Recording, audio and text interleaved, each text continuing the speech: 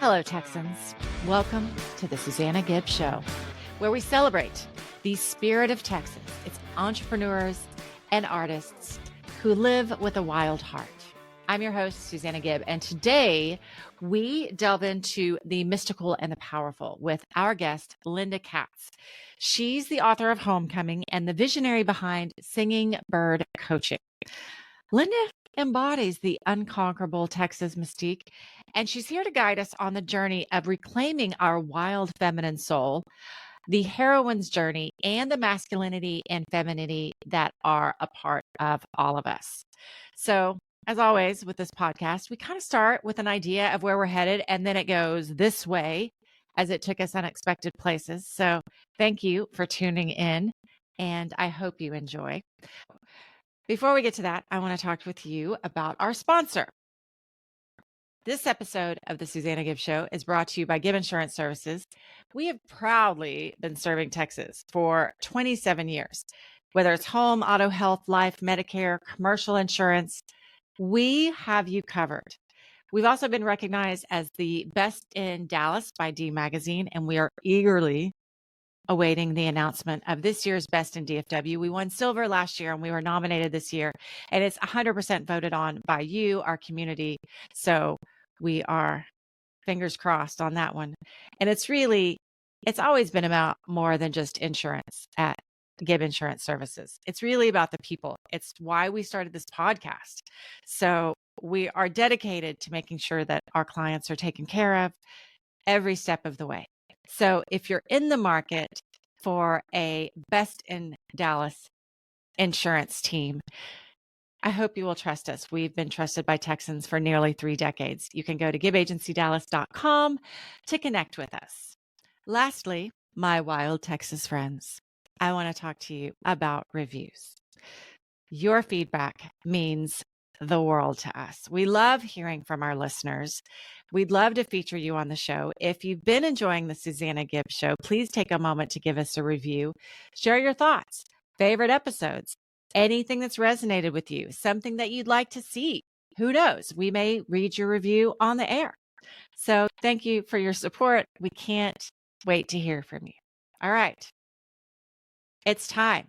Grab your favorite Texas-sized beverage. It's time. On with the show. Thank you so much for being here. Tell everybody who you are and what you do. Hello there. Thank you so much for having me. My name is Linda Sewallius Katz. I am a wild feminine life coach for women. I'm the author of the book Homecoming, One Woman's Story of Dismantling the Inner Cage and Freeing Her Wild Feminine Soul. I'm also an artist, writer, and a Koya movement teacher, currently based in Plano, Texas, where I live with my husband and my doggie. So let's talk about wild feminine soul, if we can. Is that your phrase or is that somebody else's phrase? I'm trying to remember where that actually came from. I don't think I made it up by any stretch of the imagination. I think I first came across the idea of the wild feminine when I read Women Who Run with the Wolves, probably about a decade ago by Clarissa Pinkola Estes. And there was something about the ring to that, the wild feminine soul, that I was like, what is that? I don't know, but I want more of it in my life. Whatever it is, I know that I need a little extra juice. Yeah. So did you read a lot of what I wanted to talk to you about today? I mean, your book is really super fun, and we'll get into that a little bit, but I have spent a ton of time acting and screenwriting and all of these things, and somehow missed the boat when somebody, I don't know, I didn't know of the heroine's journey until you told me about it. And then I had to go and do some research on it. So what is the heroine's journey? And how did this come before or after your wild feminine soul? This or at came the same time? After, I think, that I discovered the heroine's journey. So the term, I think, was first coined by Maureen Murdoch. So not most, but many people are familiar with the hero's journey. And we can see it, as coined by Joseph Campbell. We see it in a lot of stories. We see it in a lot of movies, right? It's kind of Joseph Campbell's idea was that this is like the meta story. Like this is the story that undergirds all stories. and that all the other Any adventure stories. story, right? Yep. The Yep. Star Wars, the Matrix, the hero's call to action. The hero says, no, I can't be that special. I can't Yep. go do those things. And then they proceed to go do those things, right? Yes. Yes. And then So, they get the boon and they come back to their wherever it was that they left, etc. Right. So we're all kind of yes. familiar with that story. And as this version goes, Maureen Murdoch worked with Joseph Campbell. And when she asked him, like what's going on with women? Because it's always stories about men that are going out and doing these things. And allegedly Joseph Campbell said, well, nothing. The women are just there. They're the place where everyone wants to get to. At which point Maureen Murdoch said, yep, I don't think you understand women. And so she wrote The Heroine's Journey. And I want to say that this doesn't break down along lines of gender. I think that women go on the hero's journey, just as I think men go on the heroine's journey, or there ought to be space for that to happen. It's just where the hero's journey is up and out, the heroine's journey is down and in. I think that we cultivate certain aspects of who we are on our hero's journeys of our lives. We cultivate courage, we cultivate kind of this maybe a more external sense of self versus the heroine's journey. One way to think about it is it's like becoming more real, becoming more true versions of ourselves. It's the journey down and in. It's a journey of integrating and making space for all of the different parts that we are. And oftentimes living in a patriarchal culture, especially as women, there are certain aspects that are either lifted up or pushed down. And based upon, what kind of version of femininity we subscribe to, whether it's something that we are striving for or something that we push back against, oftentimes what happens is that there are aspects of who we are that are just not culturally welcomed. And so the heroine's journey is a way to begin to reclaim those so that we become more whole versions of who we are. So if we were to do, and I'm trying to remember all the steps, and we don't necessarily have to get to all the steps, but the first step in the heroine's journey is, remind me. I can't remember which one it was. Rejection of the masculine, right? Yeah. It's rejection of the feminist. Well, I feel like with the Maureen Murdoch version, so my version of the heroine's journey, which I'm a little bit more familiar with, which kind of is based on her version, but isn't exactly the same. It picks up in what I call the fall season. So I like to think of it in seasons. So Maureen Murdoch's version, if I'm not misremembering, I think actually includes the hero's journey. Like that's like the first part of her heroine's journey. And then what happens is that we get the boon, right? So we can put this in very concrete example, right? You go get the corporate high paying job, right? You're going for whatever it is, breaking the glass ceiling. I'm going to get the corner office, whatever our kind of dream is that we're getting. And then we achieve it. And that's kind of the end of the hero's journey. It's like, ta-da, I have arrived. I have achieved what I meant to. And then the heroine's journey comes in where we're like, but is this it? Like, now what? And it kind of, so to me, it's those feelings of the descent that she words it as being kind of feelings of spiritual aridity, which I think is that word aridity, like that dryness, like there's a suppleness, there's a juice, there's something that is missing in our lives that I think that our culture and our society doesn't really do a very good job of even naming. And so that can be the kind of what I consider to be one of the initial steps is to notice. Like a midlife crisis. Yes. Which is why this happens around midlife, right? It totally does. It's like, is this it? Is this what I'm doing? Yep. There's got to be more. I'm going to go buy that thing. I'm going to solve it materialistically. Yes. Right? Or you dive in. Yes. Okay. About becoming, and it's really uncomfortable, right? It's the process of diving into these questions. I think is this it? Or is there something more? Feels like it's like I've worked my whole life for this. And it feels like just asking the question could be like, shit. Like, it's like, now what? And we start to come into that like place of being in relationship with the unknown, not only the unknown out there, but even more terrifying oftentimes is the unknown within, where it's like, well, what do I actually long for? What do I love? When I strip away everything that I've been taught that I should be, that I should desire, that I should want, that I should go for, when that starts to fall away, what is left? So that's your fall season starts it. The winter is when you literally sit with it, right? Yep. Like, yep. Which, COVID was a mandatory winter for many, many people, Yes. which is why I think so many people changed during COVID because they were forced to sit, Mm-hmm. not go 100%. out and be, stay in it. And I've read this in different places that the challenge for places like Texas, for example, we don't have a big winter.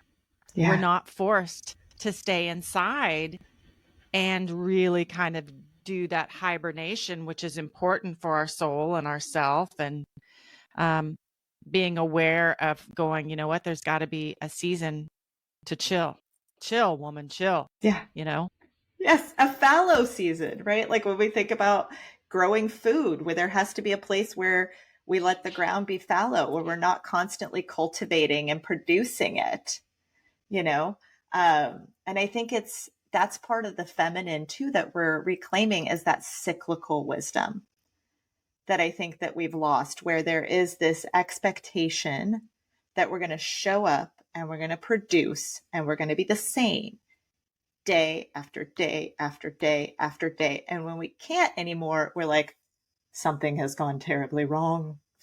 But in reality, It's like, no, you're just a human being. This is what happens when there is space for it.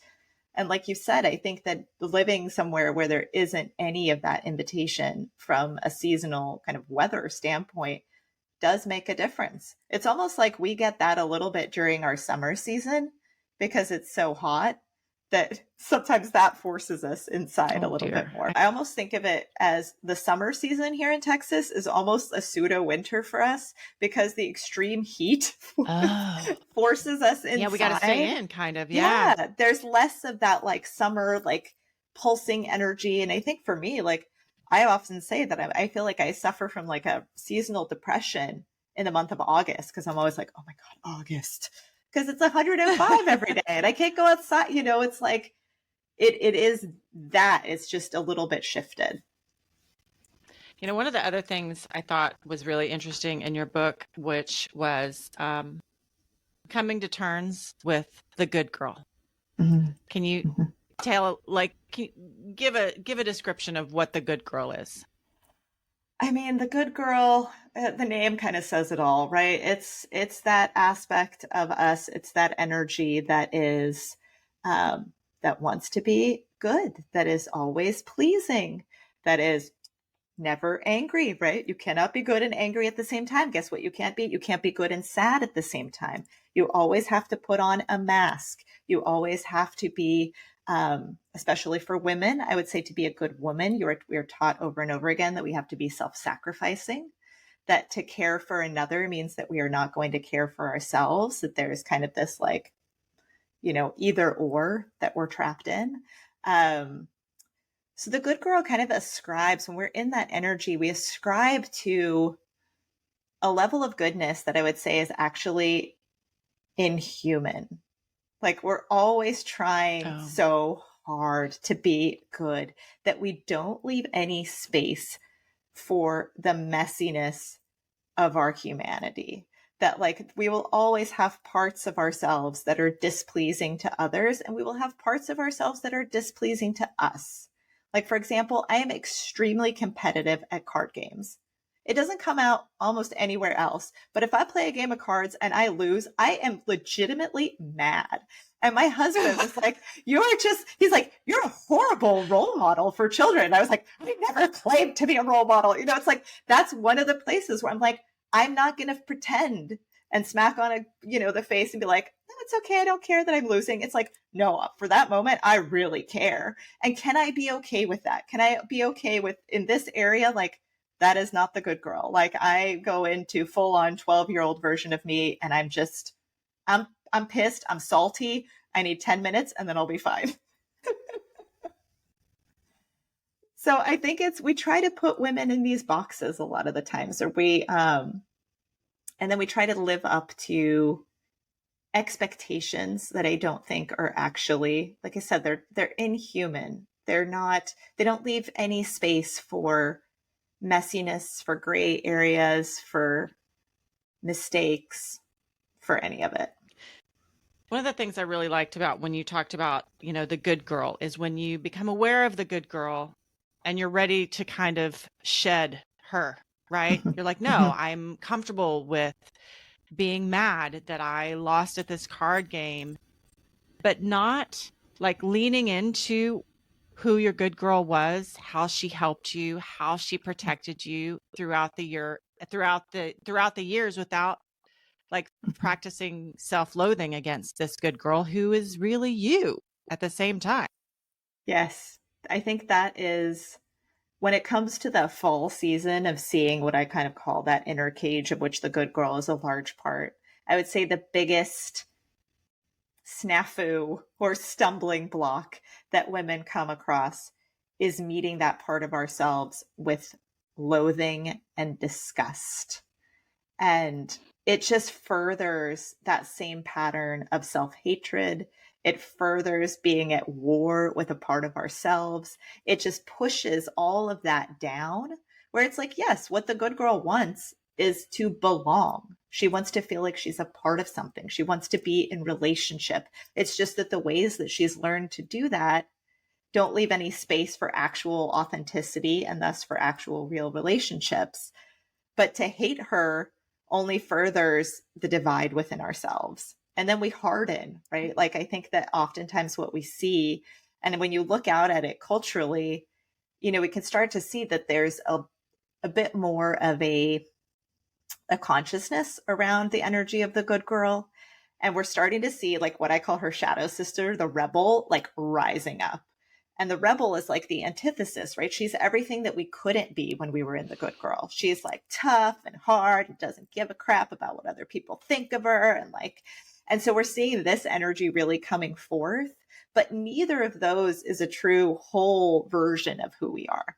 It's like we need the spine of the rebel, but we need the softness as well. We need the softness of the good girl. We need the vulnerability. The other thing that you explore a lot in your book is masculinity compared to femininity. And there were parts, and when I first started reading this, that I was like, listen, don't start labeling me as a woman as this.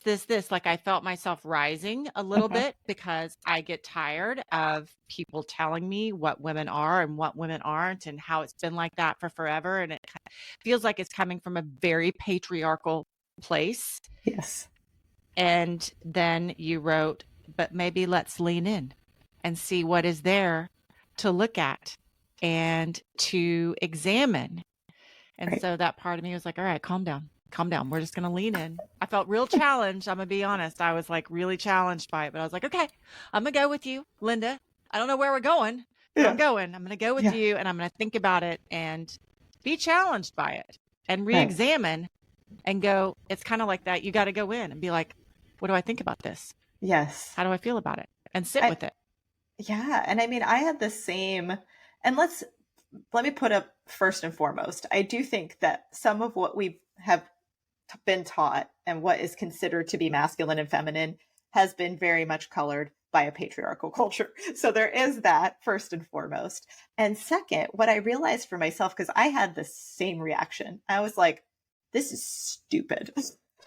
I was like, of course, the feminine gets all the crappy ones. Like they get to be darkness instead of light and the body instead of the mind and, like all this stuff. And then I started to have this kind of like kernel, this question that arose within me that I also did not like at first, which was, what if the fact that I also denigrate those things, that I denigrate the body from the mind, that I denigrate matter, what if that is evidence of how patriarchy has actually set its roots within me? That I am Mm-hmm. falling into it because I'm viewing all of these things that might be traditionally called feminine as less than. Well, we obviously need both masculine and feminine for sure, which I found that interesting as well. Like I can have these qualities which are labeled masculine and they are part of me as well. But why do you talk about the like feminine is the body? Will you go Mhm. through that a little bit?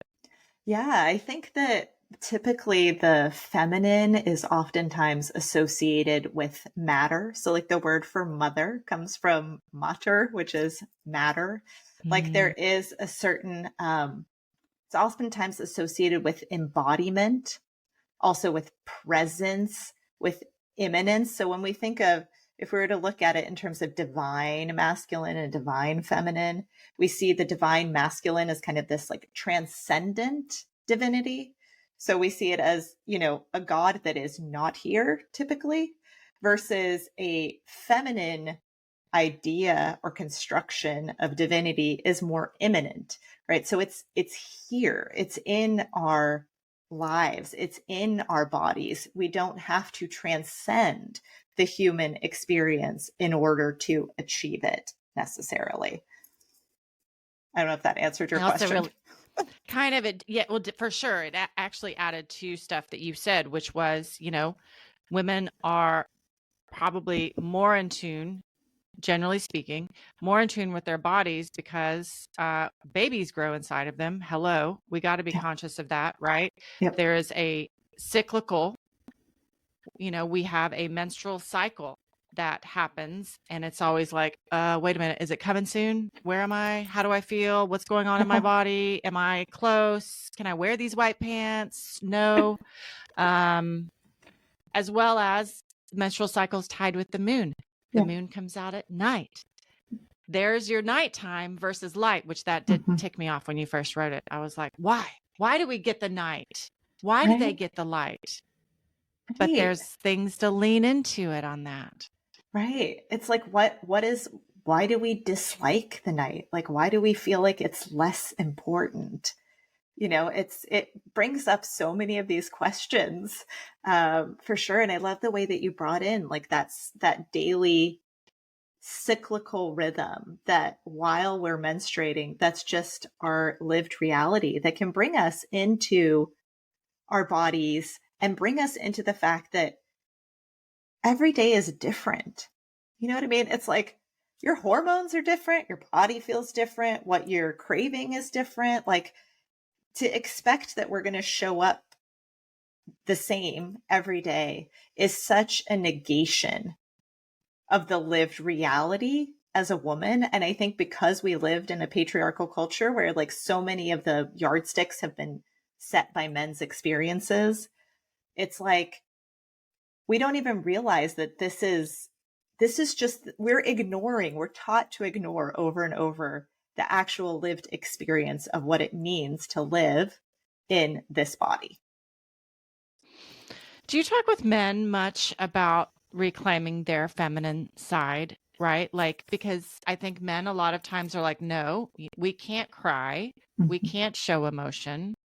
Um, and is emotion only feminine? Is emotion masculine? Where does it live? How do you talk to people about that? So I consider it to be kind of more in the realm of the feminine. And by that, I do not mean at all that it belongs in the realm of women solely. I think that it is the feminine to me is really this missing aspect of humanity. Like, because of the fact that we have, we elevate thought and we push down feeling. And so we have men and women alike, but probably even more so men have to, in order to become fully human, we have to start to open up to the world of emotion, right? To the world of feeling. And I think in particular, there's not as much space for it for men as there is for women. There's not very much space for it in women either, but there's definitely more And there's more cultural acceptance around it than there is for men. So, circling back to this heroine's journey, I know one of the movies that you mentioned was when you can see it and see the process, right? Because movies to me sometimes are just kind of like, it's like you go to church for a minute, you come out and you're like, oh, I'm inspired, right? Eat, Pray, Love was one of the ones that you said, which I haven't seen in a long time, but I do know that she goes on that inner journey with herself. Are there any other ones that you end up talking to your clients about when you're trying to say, this is an example of what somebody else goes through? Yeah. I think, as I was thinking about it, I was like, you can even see the Barbie movie, which is something that a lot of people have seen. I think it's kind of a mix between the hero's journey and the heroine's journey, because yes, Ooh, she I'm does fascinated by leave this. like Barbie land, but the Okay. journey that she undergoes is not a hero's journey, right? She's not Wonder Woman. Like, she undergoes this journey to become more real, to Yeah, she's like, recognize. who am I? Yes. Who am I? And that moment where, like, the tears, like the feeling, like to be able to be this human rather than put into a box, to me, I'm like, now that is the heroine's journey, right? It's That is a heroine's journey. That's so good. Even the Billie Eilish song, What Am I Made For? yes, yes. And how do we define that for ourselves rather than having society define it for us? I think that's such an important part, is like, how do we define, like, I love that question. What am I made for? No Mm-hmm. one else can tell us that. I know a lot of men really liked the Barbie movie, and there were a lot of men that found it boring. Mm. Um, and part of me wonders if maybe it was because they didn't grow up with Barbies and didn't get all the jokes that went past them. And the flip side of that is like, well, do they not want to go on that inner journey of femininity? Do you have any thoughts on that? I wonder if the way in which we show it, I think, might have to be a little bit different. But I mean, it is, I'm not going to lie, I would say it's an uphill battle. There's so much still from the time that boys are very young. I remember there's a book by Carol Gilligan called The Birth of Pleasure. And she talks about how the split for young girls between like who they are and who they experience themselves to be versus who culture and society wants them to be tends to happen right around puberty, right? It tends to happen around 12, 13, 14, where all of a sudden, we might be outside running with the boys, climbing trees, and then we're taught like, no, no, no, that's not what girls do, right? Like, at a certain point, that's kind of the cultural language, but we can still remember a time before that happened. And I think for that reason, it gives me goosebumps. It's like, it's almost easier in some ways for women to go on the journey because there's like a kernel that we can remember of, like, oh, I remember when I was a kid, I used to love horseback riding or being out in nature or whatever it was, swimming. But for boys, what she says in that book is that it happens much earlier. Like, the kind of, let me use the word indoctrination, but that's the word that comes to mind, tends to happen right as boys enter school at age 5. So before that, they're soft, right? Little boys are so Mm. tender, open-hearted, sensitive, right? As everyone is, but right around the time when they go to school, oftentimes it can be as a form of protection. They're taught subtly and not so subtly that that's not okay anymore, that we need to harden because otherwise the other boys are going to make fun of you. You might become, subject to bullying. And so often, in the name of protecting our little boys, we end up cutting them off from the reality of who they are and this beautiful, like, softness and relationship and all of it that exists within them. And I think because it happens so early, men don't even have a recollection necessarily of what they lost. Interesting. That's super interesting. I do find it interesting when you talk about like women, because we grew up watching male heroes and we had to learn to identify with male heroes, that now that there are so many more female heroes on the hero's journey, that men can identify, and boys growing up can identify with female heroes or heroines, the same way that it's also okay for men.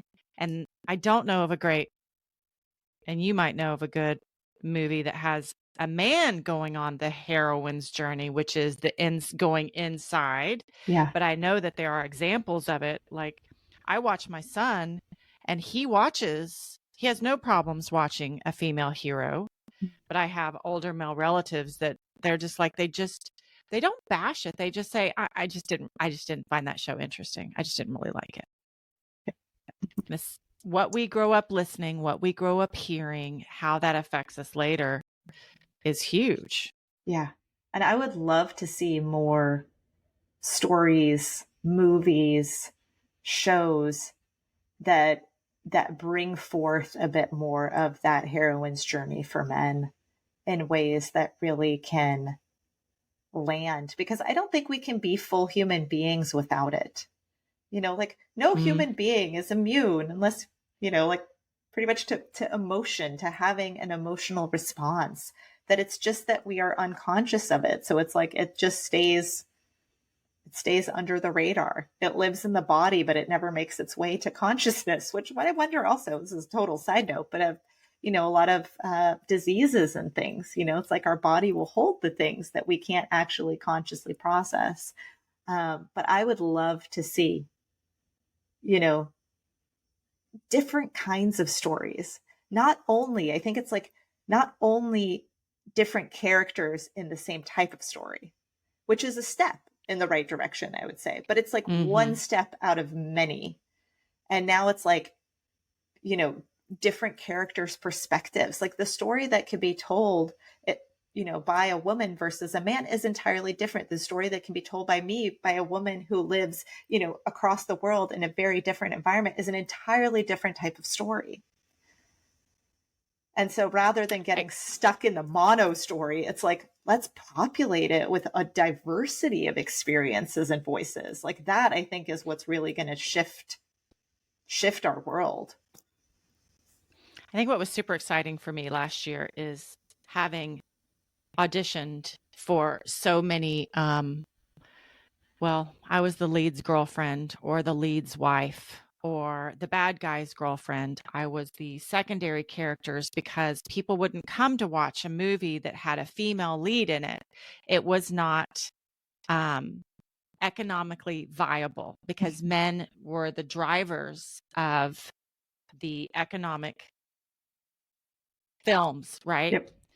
And then last year, Barbie came along and Taylor Swift came along and showed us a new version of female heroes that are very much economically viable. And it's, I think, a very exciting place for us to be as women and celebrating women. And I kind of love it. I kind of love it myself. I do too, because otherwise it's like the chicken versus the egg kind of a thing, right? It's like, yes, maybe young men have been the drivers, the economic drivers of going to the movies, but what movies are being made? They're the ones that appeal to that demographic. And so it kind of just goes in a circle. But when they made a movie that appealed to another demographic, women showed up in huge numbers and laughed and cried and took pictures with Barbie, in Barbie boxes. Like, I think we are hungry for different types of stories. Do you feel like people are, like I was challenged by what you wrote about as far as this is feminine, this is what's considered masculine? Or do you think people are like really ready to talk about it? Like, where do you think we are as a culture as far as exploring our feminine side? Are we still kind of got it off to the side? We're like, no, we're not quite ready for you. Or, I think we're kind of ready for it. I think from my perspective and the type of work that I do, what I almost see as the bigger, like, scary thought is that when it's wielded with this kind of line of absolutes, of like, it becomes prescriptive, that it's like, to be a woman, you have to be feminine. And then these are the qualities of how you perform this femininity for the world. And I see a lot of that. And I hope that there's healthy pushback, right? Like, there ought to be. Like, I do not have any desire to go back to the 1950s, right? That is not what this is about. And so I think it's really like breaking down those absolutes, those areas of black or white, and allowing in greater nuance, a greater gray area, so that it's more about what are the aspects of me. And femininity and feminine energy can be one name that we use to describe it. And if people don't like it, it's like, use another name. I don't care. Call it something different, right? But it's about reclaiming these aspects of who we are that have been lost because they have been culturally devalued. Interesting. What a lovely spot to tell people how they can find you if they want to explore a little bit more about this, find their wild feminine soul, talk to their good girl, find their rebel girl, get rid of the tyrant king, who we didn't even talk about, but that's a whole other thing. And I do love that name. How do people find you? So the best place is via my website, singingbirdcoaching.com, or via Instagram at singingbirdcoaching. And if you want a taste of the point of view of this work, the best place to get it is my book, Homecoming, which is available via Amazon, because it's not something that lends itself to necessarily always a short snippet of an Instagram post. It really... It's like you got to sit down over the course of a few meals and slowly digest and take it in and see what resonates and what doesn't. Where did the name Singing Bird Coaching come from? It came from my mom. So my nickname growing up was Singing Bird because I was always singing. I still do. And my mom just always said, she was like, you're my little singing bird. You're always singing.